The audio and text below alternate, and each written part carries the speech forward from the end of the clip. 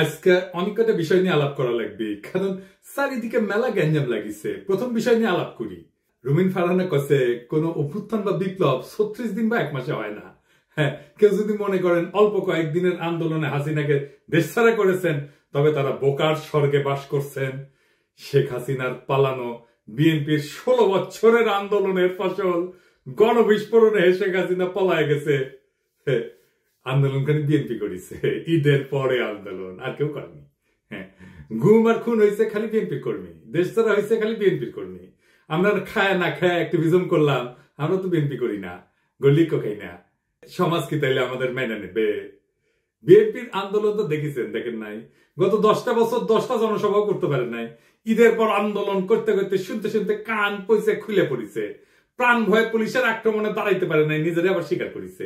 খালেদা জিয়ার বাড়ির সামনে 2টা বালির ট্রাক সরাইতে পারে নাই, আবার আসিছে আন্দোলনের ক্রেডিট নিতে। বিএনপি 16 বছর কেন 1600 বছর ঈদের পরে আন্দোলনের ঘোষণা দিল, হাসিনার যেত না। যখন আন্দোলন চলছিল তখন মির্জা ফখরুল কইছে বিএনপির নৈতিক সমর্থন আছে, শুধু সম্পৃক্ততা নাই। হ্যাঁ, শুনেন, আমরা এই আন্দোলনের সঙ্গে কখনোই সরাসরি জড়িত নই, আমরা তাদেরকে নৈতিক সমর্থন দিয়েছি। আর আজ রুমিন ফারহানা বলে বিপ্লব তারাই করেছে, 1 মাসে বিপ্লব হয় না। তাহলে 7ই নভেম্বরে বিপ্লব কেমনে 4 দিনে হইল? নভেম্বরের 3 তারিখ থেকে 7 তারিখ বিপ্লব। রাশিয়ার বিপ্লব কেমনে 10 দিনে হইল? দুনিয়া কাঁপানো 10 দিন, ওই টাইমের উপরে একটা বইও আছে। বিপ্লব ক্ষণস্থায়ী, বিপ্লব অল্প সময় থাকে। বিপ্লব হইতেছে সেই মহেন্দ্র ক্ষণ, একটা মাহদীয় সময়, যখন একটা জনগোষ্ঠী তার জাতীয় আকাঙ্ক্ষার সর্বোচ্চ শিখরটা হুট করে ছুঁয়ে ফেলে, বিদ্যুৎ চমকের মতো বা লাফায় ওঠা ল্যাম্পের শিকার মতো। ওই সময় ওই জাতির উপরে আল্লাহর খেলাফত নাজিল হয়, তখন সেই হয়ে ওঠে দুনিয়ায় খোদার খলিফা, বিপ্লবের নায়ক। আর সেই অসামান্য মুহূর্তটাই বিপ্লব। আমরা ভাগ্যবান, আমরা পুরা জাতি ওই মুহূর্তটায়, ওই মহেন্দ্রক্ষণের নায়ক, যার মধ্যে দিয়ে সৃষ্টিকর্তার পবিত্র ইচ্ছা আমাদের জাতির উপরে নাজিল হয়েছিল। এই জন্য এই শহীদের মৃত্যু নাই, তারা সময় আর কালকে অতিক্রম করে যায়। আমি কইছিলাম খোদা তাআলার দয়া ছাড়া বিপ্লবে বিজয়ী হওয়া যায় না।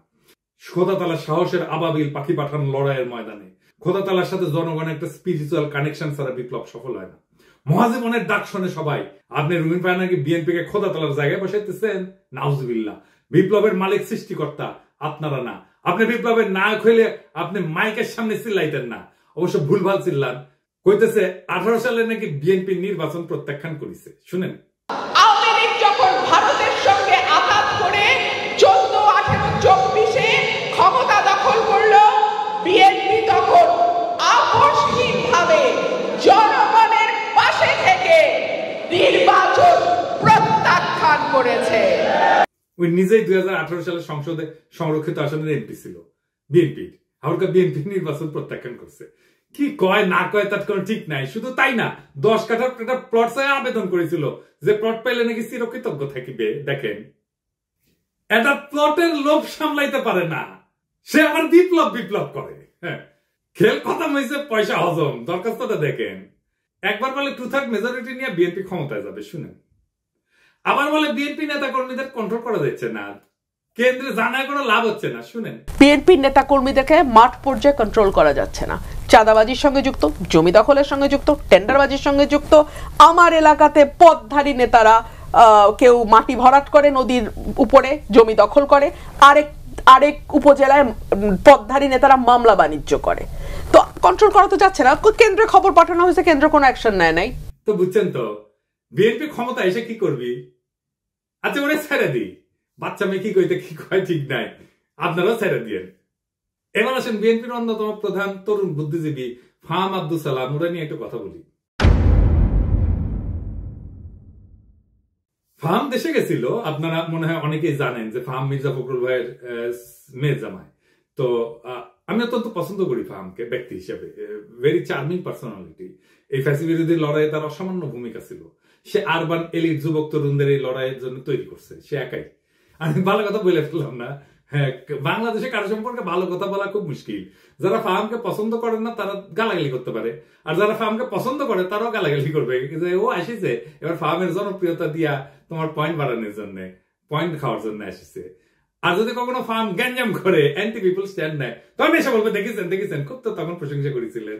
যাই হোক, এটা বলে রাখলাম যে ফাহাম আমার এলাই না, এখন রাজনৈতিক মিত্র না। কারণ ফাহাম বিএনপির যে স্ট্যান্ড নিছে, যেটা আপলোড করে, সেটা করেও সম্পর্ক রাখা যায় ভিন্ন মতের মানুষের সাথে, কিন্তু ফার্ম সাথে রাখবে না বলে সিদ্ধান্ত নিছে, এটা কোনো সমস্যা নাই, অ্যাবসলিউটলি ফাইন।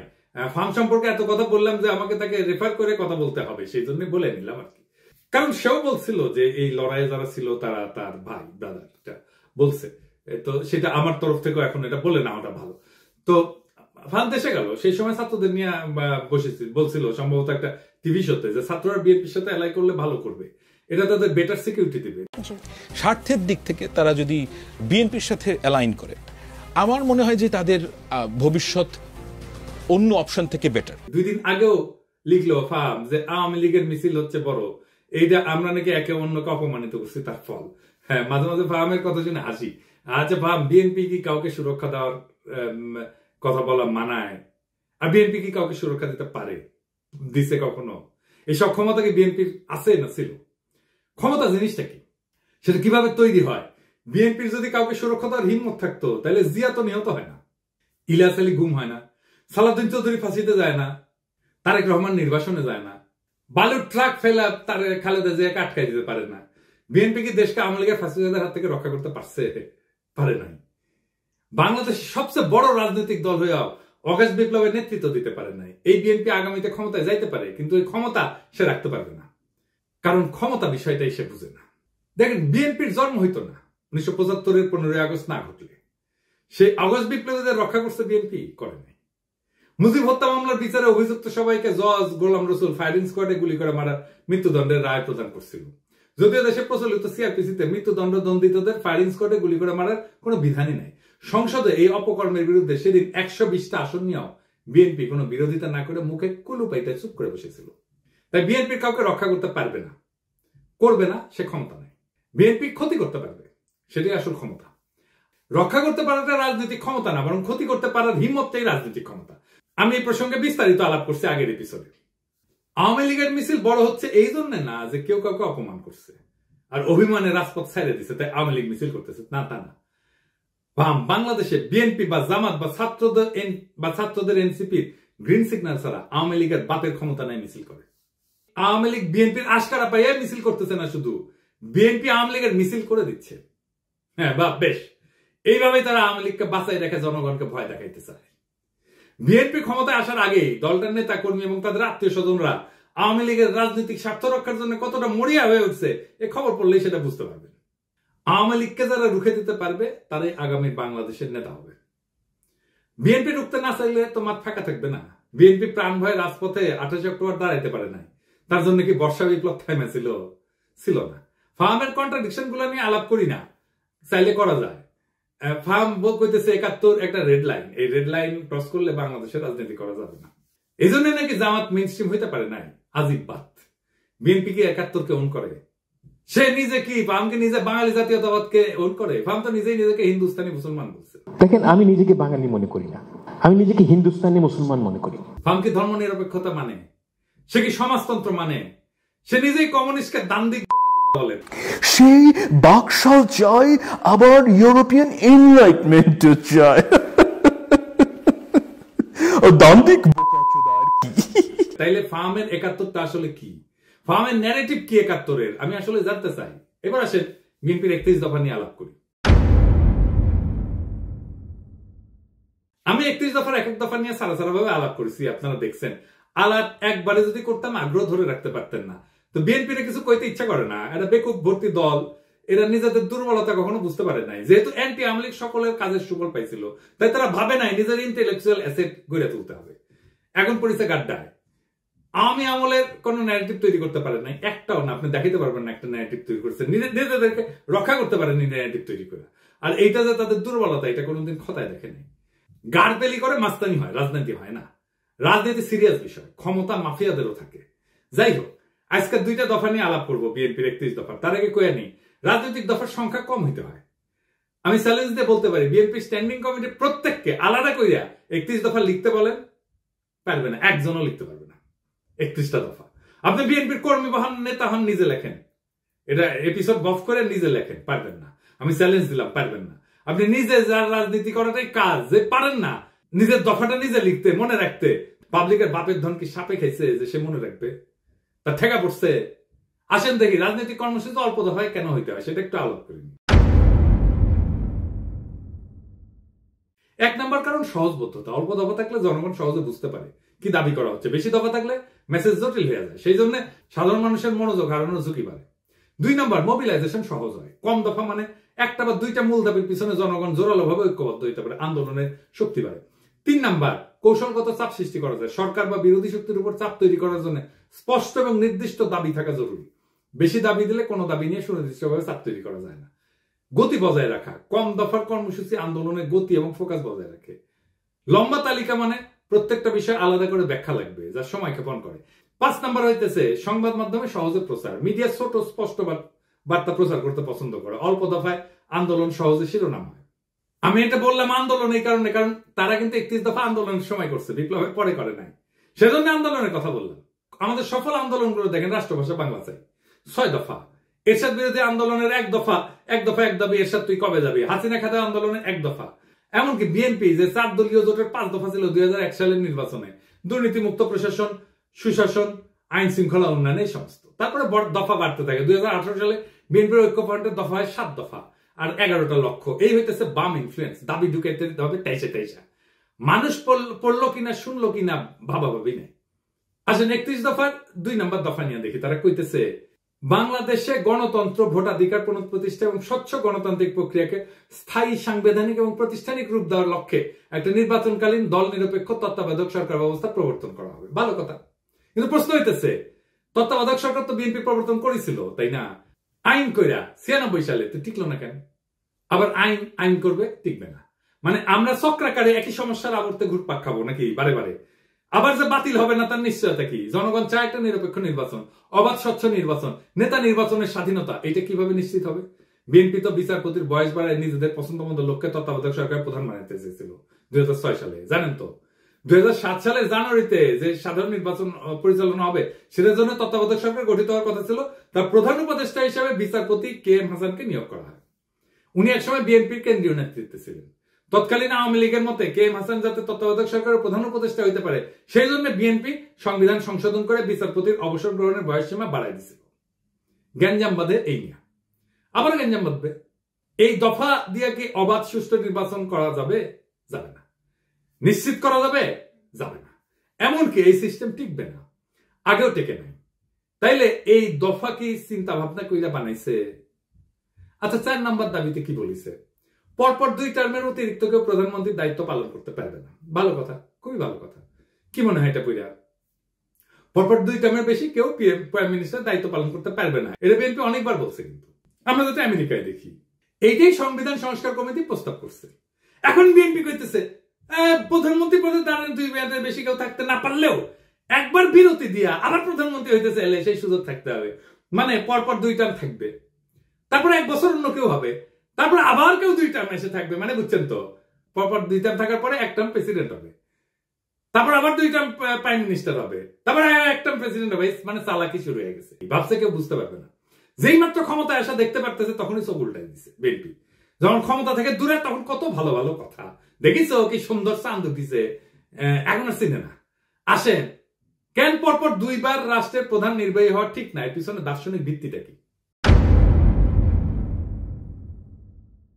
পরপর 2 টার্ম রাষ্ট্রের নির্বাহী থাকা ঠিক না কেন? এর মূল উদ্দেশ্য হইতেছে 1 নম্বর, ক্ষমতার অপব্যবহার রোধ করা। দীর্ঘ সময় ধরে একই ব্যক্তি ক্ষমতায় থাকলে স্বৈরতান্ত্রিক প্রবণতা তৈরি হয়, নিজের ক্ষমতা পাকাপোক্ত করতে শুরু করে, জনগণের বদলে নিজের দল বা নিজের শক্তিকে রক্ষা করে।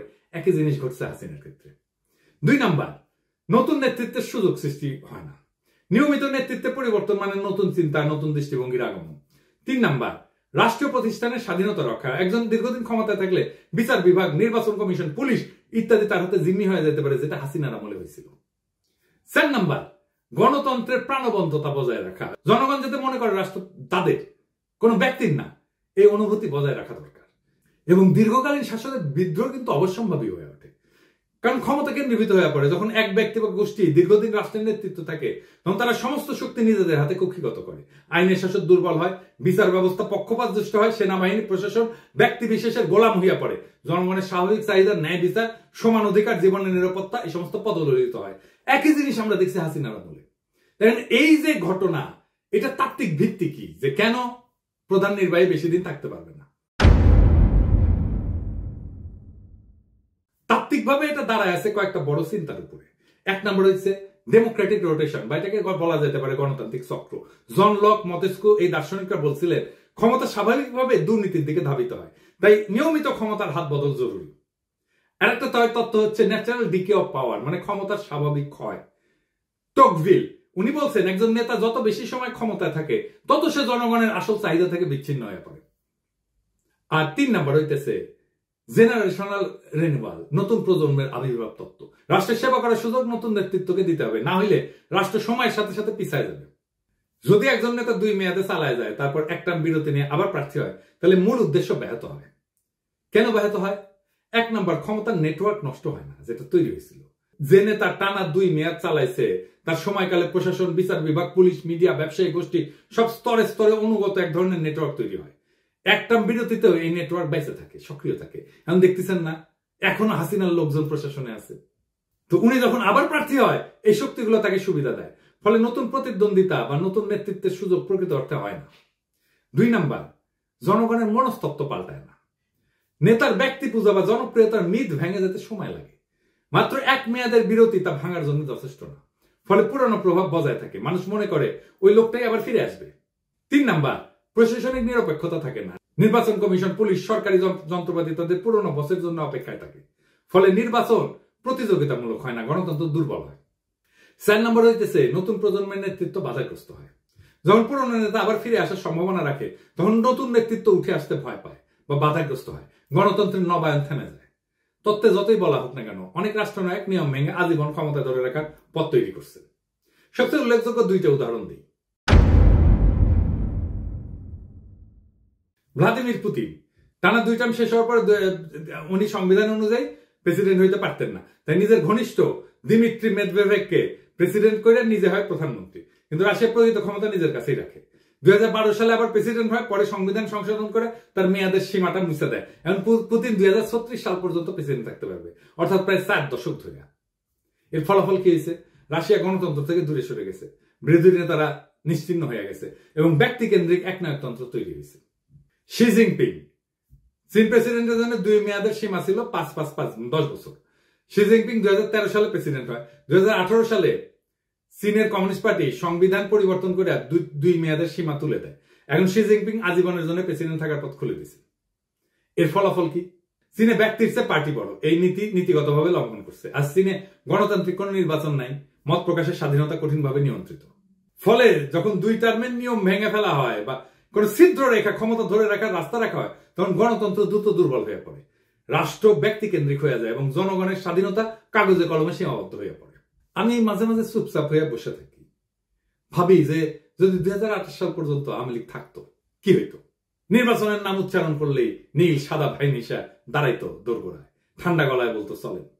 তারপর বাকিটা একটা কালো গল্প, যার শেষ পাতায় রক্তের দাগ। লুৎফুজ্জামান বাবর কারাগারের ঘুপসি কোণে চোখ তুইলা পাখিদের উঠতে দেখতেন আর ভাবতেন তারা এখনো উঠতে পারে, অথচ আমি। সালাউদ্দিন আহমেদ শিলংয়ের আকাশে হাত তুলতেন, এই নীল কি ঢাকার মতো, নাকি আমি বদলে গেছি? খালেদা জিয়া এখন অন্তরীণ থাকতেন। রিজভী ভাই কোলাপসেবল গেটের পিছনে মাফলার গলায় দিয়া হাতে গোনা কয়েকজন কর্মী নিয়ে শীতের মধ্যে ঠকঠক করে কাঁপতেন, ওটাই ওনার রাজনৈতিক কর্মসূচি হয়ে থাকতো। আর আয়নাগর, ওইখানে নাম ঝুলতো শত শত মৃত স্বপ্নের, ভুলে যাওয়া মানুষের, যারা একদিন হাঁটতো, হাসতো, স্বপ্ন দেখতো, তারপর চুপ হয়ে যেত। আমরাও চুপ হয়ে যেতাম, চুপচাপ বাজারে যেতাম, চুপচাপ অতি মূল্যে অল্প কিছু ডিম কিনতাম, সবজি কিনতাম, আর মাছ মাংস দেখে হাত পিত্তেশ করতাম। চুপচাপ আয়নায় তাকায় ভাবতাম এটা আমার মুখ না, আমি কোথায় হারালাম। ঠিক তখন কিছু সাহসী তরুণ উঠে দাঁড়ায়, তারা বলে এমন জীবন চাই না। তারা বাতাসে ছড়ায় দেয় আলো, আমরা গলা ছেড়ে কাপা কাপা স্বরে ওদের দেখে পথে নেমে আসি, সাহস নিয়া বলি আমরা ভালো নাই। কিন্তু আজ আমরা বলি ওদের হটাও, ওরা রাজনীতি করে ফেলছে, ওদের রক্ত আজকে পথের ধুলা, ওদের কান্না আজকে নীরব শোক। আমরা চিৎকার করি এখনই নির্বাচন চাই, ডিসেম্বরেই চাই, এখনই চাই। দেশ যে ভালো চলতেছে এটা কেউ দেখে না, রিজার্ভ বাড়তেছে, দুর্নীতির টাকা ফিরতেছে, সংস্কারের বাতাস লাগছে, কিন্তু এই খবর কারো কানে ছয় না। একটাই আমাদের পিপাসা এখন, ক্ষমতা আর ক্ষমতা। আলোর এই লড়াই কখনো সহজ ছিল না। আলোর জন্য যারা পথে নামে তাদের পা রক্তাক্ত হয়, তাদের চোখে জল জমে, তাদের গলা রুদ্ধ হয় কান্নায়, কিন্তু তবু তারা হাঁটে। তারা হাঁটে কারণ তারা জানে পিছাই গেলে চিরকাল হারায় যেতে হবে। আজ যারা রক্ত দিচ্ছে, যারা ভয়কে পিছনে ফেলে আগাইছে, তাদের নাম ইতিহাসের পাতায় লেখা থাকবে। আজকে যারা কাঁপতেছে মিথ্যা বলতেছে, তারা কেবল হারায় যাবে বিস্মৃতির ধুলায়। বিপ্লব কখনো সংগঠিত হয় না বক্তৃতায়, বিপ্লব জন্ম নেয় নির্ভীক হৃদয়ের তপ্ত রক্তে। আমরা সেই রক্তের উত্তরাধিকার, আমরা হারব না। তারা ভাবছিল আমরা ভয় পাবো, তারা ভাবছিল আমরা হাইরা যাব, তারা ভাবছিল আমরা মুখ নিচু কইরা ঘরে ঢুকে যাব, কিন্তু তারা ভুল করছে। আমরা পিছু হটিনি, আমরা সামনে আগাইছি, আমরা থামিনি, আমরা ঝড় তুলছি, আমরা চুপ থাকিনি, আমরা স্লোগানে মুখর করছি রাজপথ। আজ যারা ধোকা দিচ্ছে, ইতিহাস তাদের মুখ চিরকাল ঘষা মাটিতে ফেলে রাখবে। আজ যারা দাঁড়াইছে, ইতিহাস তাদের মাথায় তুলে নেবে। আজ আকাশ ভেঙে পড়ুক, সমুদ্র ফেটে যাক, আমরা পিছু হটবো না। আমাদের জয় হবে ইনশাআল্লাহ। ইনকিলাব জিন্দাবাদ।